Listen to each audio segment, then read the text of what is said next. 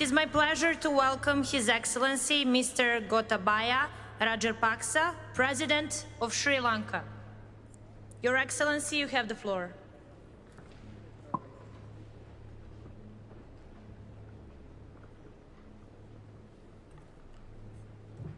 Chairperson, Excellencies, delegates. This event takes place at a critical time for humanity. As a developing tropical island nation with abundant biodiversity, Sri Lanka is deeply aware of the impacts of climate change.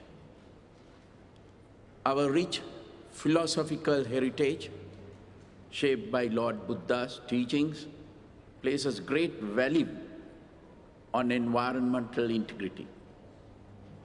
Sustainability is therefore at the heart of our national policy framework. Sri Lanka's updated nationally determined contributions aims to reduce emissions towards achieving carbon neutrality by 2050. We have prioritized enhancing national forest cover with initiatives underway to increase our carbon sequestration capacity by 7% by 2030. We will increase contribution of renewable energy sources to 70% of national energy needs by 2030 and are taking steps to phase out use of fossil fuels. Sri Lanka is also proud to be a co-lead of the Global Energy Compact for no new coal power. Sri Lanka recently restricted imports of chemical fertilizers, pesticides, and weedicides due to public health concerns, water contamination, soil degradation, and biodiversity impacts. Although opposed by entrenched lobbies, this has created opportunities for innovation and investment into organic agriculture that will be healthier and more sustainable in future.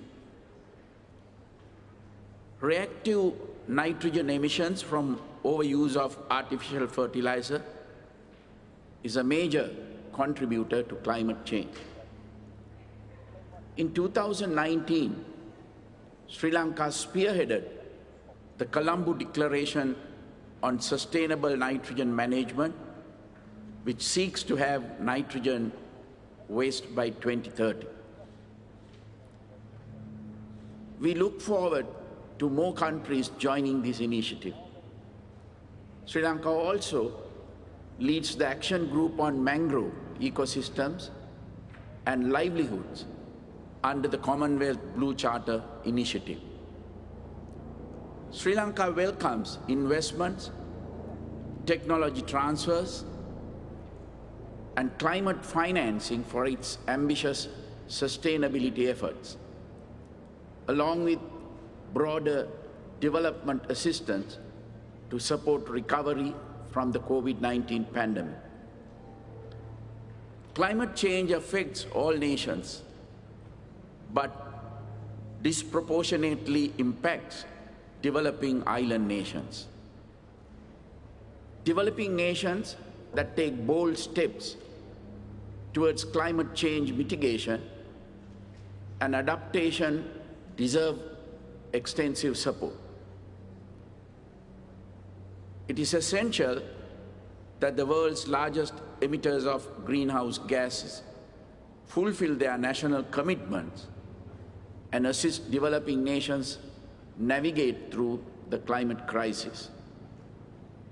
I call upon all nations to work together in a spirit of true cooperation to overcome this crisis and sustain humanity and our planet. Thank you.